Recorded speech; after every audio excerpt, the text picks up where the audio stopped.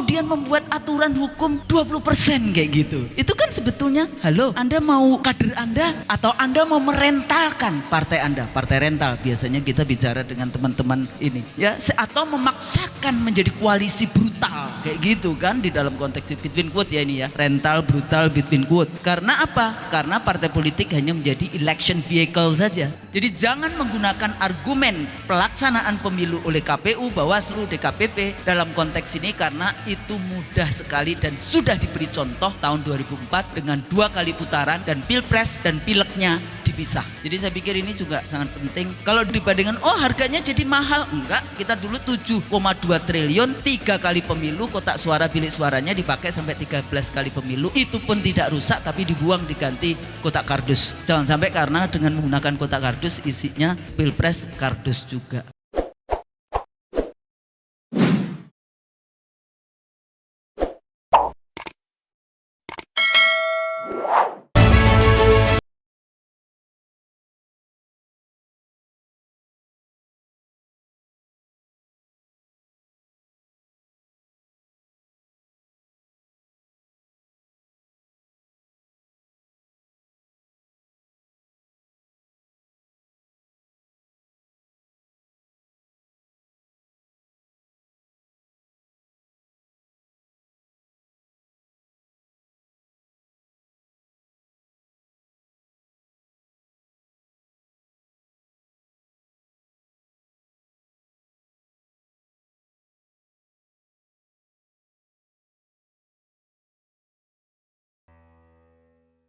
Selamat sore, Assalamualaikum warahmatullahi wabarakatuh. Terima kasih. Jadi ini sebetulnya pertama, sepertinya Hakim Mahkamah Konstitusi itu membutuhkan ahli ilmu politik. Jadi jangan semuanya hukum, supaya Rocky Gerung bisa jadi salah satu dari Mahkamah Konstitusi. Karena yang dibahas tadi ya, Bu Fitri bicara tentang parlemen, kekuasaan dan sebagainya, itu kan kajian di dalam konteks ilmu politik juga. Nah, kalau kembali lagi konstruksi dari negara Republik Indonesia, itu sebetulnya kita itu sudah menjadi seperti Uni Indonesia, Uni Eropa tanggal 17 Agustus 45. Jadi konstruksi kita itu memang dari banyak negara, kesultanan-kesultanan dari Aceh sampai Tidore. Saya menghitung sampai 73 sudah capek, tapi itu belum selesai. Saya nggak tahu berapa jumlah aslinya. Dan beberapa kerajaan Hindu seperti di Bali. Jadi kalau sekarang pengelompokan pada saat tahun 99 Januari 99 dibuka partai politik, itu jumlahnya sampai 141.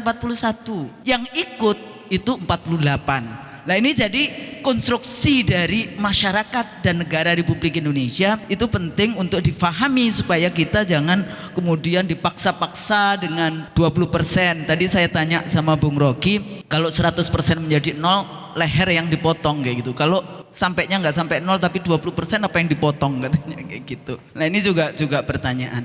Nah, pertama, pemikirannya tentu saja dari tujuan kita bernegara. Kalau tadi bicara tentang mencerdaskan, mensejahterakan, adil makmur, kalau komparasi di seluruh dunia, sebetulnya sistem yang adil makmur itu justru parlementer. Jadi di seluruh dunia, saya punya data di seluruh dunia, presiden itu kepala negara, ada presiden kan kepala negara dan kepala pemerintahan. Ada yang dipisah, ada yang tidak dipisah. Ya kan, kalau kita tidak dipisah, tapi dulu pernah kita dipisah. Kita pernah punya Perdana Menteri, kemudian dengan Dekret Presiden 59 diambil alih oleh Soekarno menjadi kekuasaan yang luar biasa di dalam konteks itu. Cuma hari ini nggak ada yang berani mengambil Dekret Presiden kembali ke Undang-Undang Dasar 45 ya. Jadi tujuan bernegara di situ melindungi, mencerdaskan, mensejahterakan. Nah, kalau di dalam konteks teori kepartaian, kalau kita bicara tentang teori kepartaian, fungsi partai kan rekrutmen. Masa partai kemudian, ini persoalan dengan partai-partai di DPR. Kan nggak ada yang punya kursi 20%. Kok kemudian membuat aturan hukum 20% kayak gitu? Itu kan sebetulnya, halo, Anda mau kader Anda atau Anda mau merentalkan partai Anda? Partai rental biasanya kita bicara dengan teman-teman ini ya, atau memaksakan menjadi koalisi brutal kayak gitu kan, di dalam konteks between quote ya ini ya, rental brutal between quote. Karena apa? Karena partai politik hanya menjadi election vehicle saja. menjadi kendaraan untuk memajukan, bahkan dia juga bukan kader partai. Saya nggak tahu yang 2 periode terakhir itu dari mana kita dapatnya, dari gorong-gorong atau dari mana, nggak paham saya ya. Jadi ini koalisi berdasarkan apa? Dari Rocky Gorong-gorong ya, Rocky Gorong. Rocky Gerong. Nah, jadi ini juga seperti itu di dalam konteks itu. Kembali lagi, jadi fungsi kepartaian sendiri menjadi aneh. Padahal kan partai politik mestinya mengusung kadernya. Ini juga persoalan nih nanti gubernur, bupati, wali kota kayak gitu ya, direntalkan semua siapa yang berani bayar. Nah, di sini nanti saya bicara oligarkinya. Yang kedua, itu kita konsep demokrasi, kompetisi, partisipasi, full participation, civil and political liberties. Nah, di sini letaknya sebetulnya kedaulatan rakyat posisinya di mana? Sebetulnya rakyat memiliki hak untuk mengambil kembali kedaulatan yang dititipkan kepada partai politik. Sebenarnya setiap saat boleh itu kalau kemudian wakilnya itu tidak melaksanakan tugasnya dengan baik. Nah, ini juga penting. Di dalam konstitusi tidak ada isyarat presidensial threshold, nggak ada, isyarat aja nggak ada. Bahkan ternyata saya baca itu tidak ada 2 periode berturut-turut, kata-kata berturut-turut nggak ada. Jadi sebetulnya undang-undang bisa bikin seperti model di Chili, jadi nggak boleh ada incumbent, boleh 2 kali, tidak, tapi nggak boleh incumbent, nggak boleh berturut-turut supaya dia tidak abuse power. Sebetulnya ada model-model di beberapa negara seperti itu. Jadi di konstitusi nggak ada. Nah, saya takutnya yang dimaksudkan dengan pemerintahan yang kuat itu pemerintahan yang nggak mau dikontrol, suka-sukanya dia aja, hutang sampai 6.000 suka-suka aja, kan gue nggak perlu dikontrol, kan sudah punya koalisi di DPR berapa persen dan sebagainya. Padahal itu adalah fungsi parlemen. Jadi kalau kita bicara sistem presidensial, di situ ada checks and balances. Ya, jadi bukan kemudian kalau memang kita model parlementer, tapi tetap juga ada oposisi kuat, karena di parlementer pemerintahan yang dalam pemilu partai yang menang dia membentuk pemerintahan, partai yang kalah posisinya di oposisi. Kita selalu kan menolak, nggak mau ada oposisi. Oke, checks and balances. Jadi fungsinya checks and balances, tapi presiden selalu mengatakan kasihan deh saya diskrutini terus sama DPR. Ya memang pekerjaannya DPR untuk mengontrol, budgeting, dan membuat undang-undang, to legislate, to control, dan budgeting. Itu kan fungsinya. Dan yang lebih banyak korupsi sebetulnya eksekutif, karena sebagian besar duit ada di eksekutif. Kalau kemudian terlibat di dalamnya, yaitu kong kali kongnya ada di situ. Nah, ini checks and balance. Jadi kuat itu bukan berarti kasihan nanti kebijakan. Sekarang pertanyaan saya, sejak reformasi ada nggak kebijakan presiden yang ditolak oleh DPR? Ditolak DPR setelah dibawa ke Mahkamah Konstitusi. Rakyat kok yang selalu menolak. Yang tadi dijelaskan oleh siapa tadi yang ngomong? Haris ya, bicara tentang kebijakan tadi. Juga Omnibus Law, Rocky Gerung juga bicara seperti itu. Kan ketakutannya dijatuhkan. Loh, memang demokrasi itu, pemilu itu alat untuk menjatuhkan atau menolak satu kandidat untuk dikeluarkan dari jabatan itu. Itu sebetulnya fungsi dari pemilu, bukan yang lainnya sebetulnya.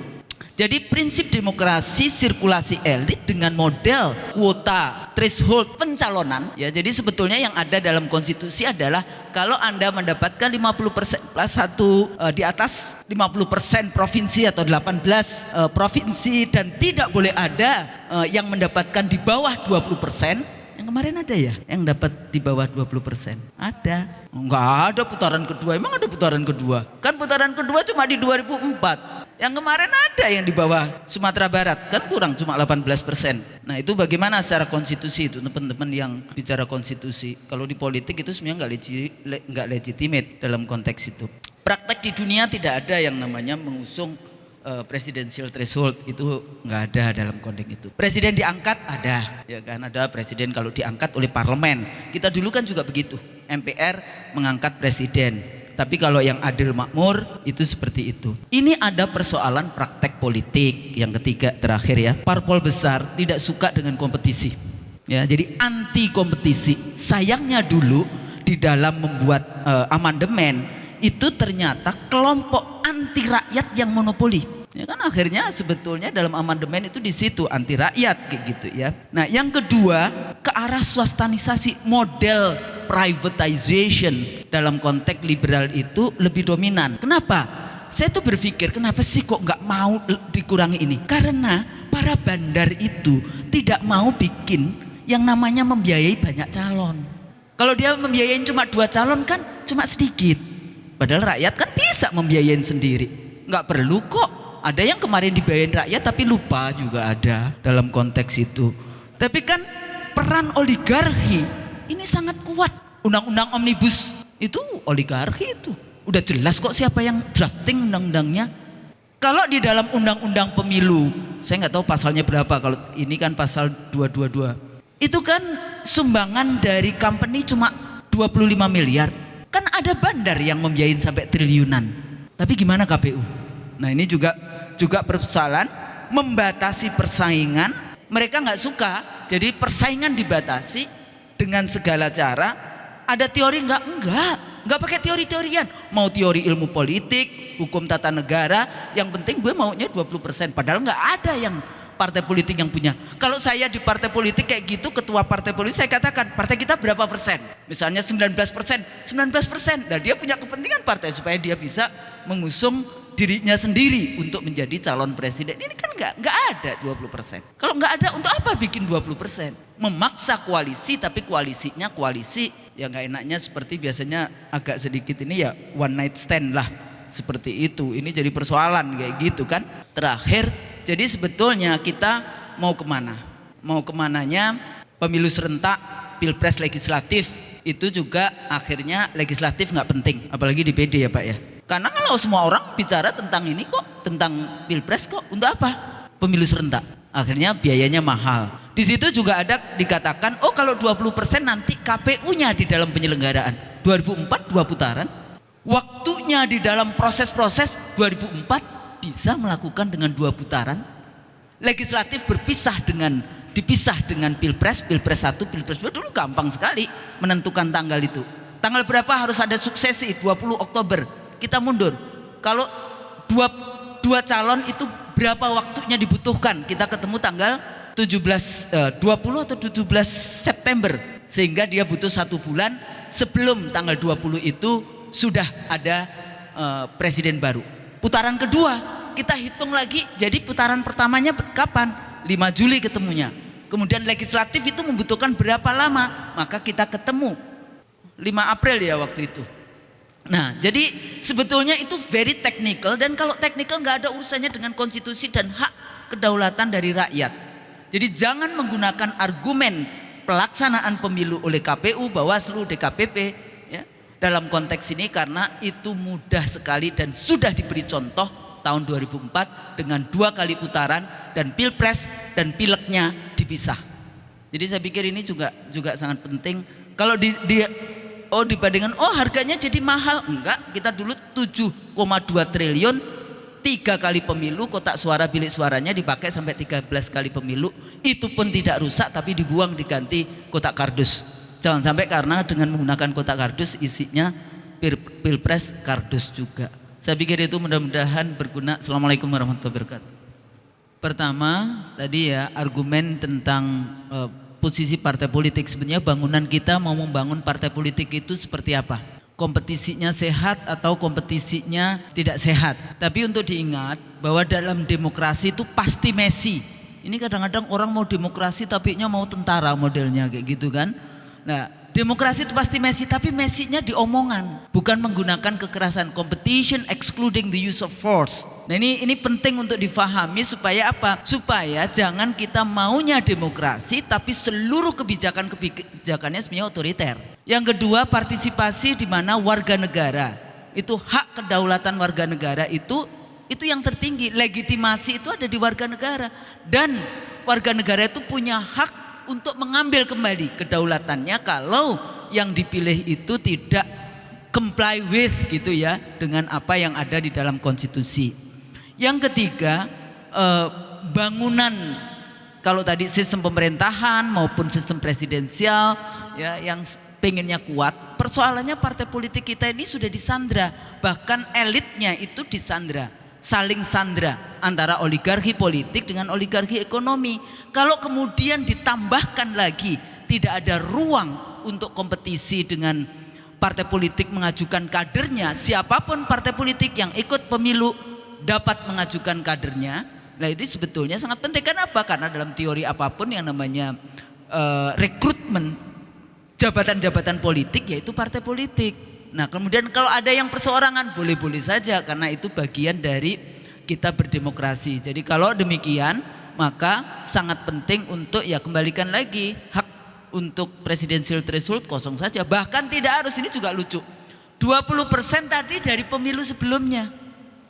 Nah, ini juga jadi 5 tahun yang lalu menurut saya ya 0% semua partai politik yang ikut dalam pemilu, mau Anda ada di DPR atau tidak ikut. Tapi yang kedua lagi, langkah berikutnya adalah ubah itu yang namanya pemilu serentak.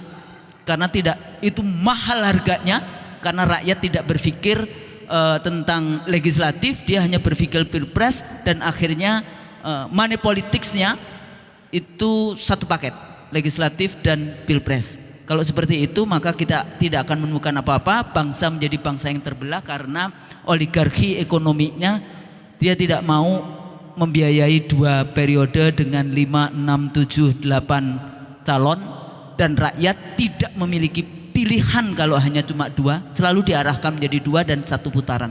Menurut saya itu nggak sehat.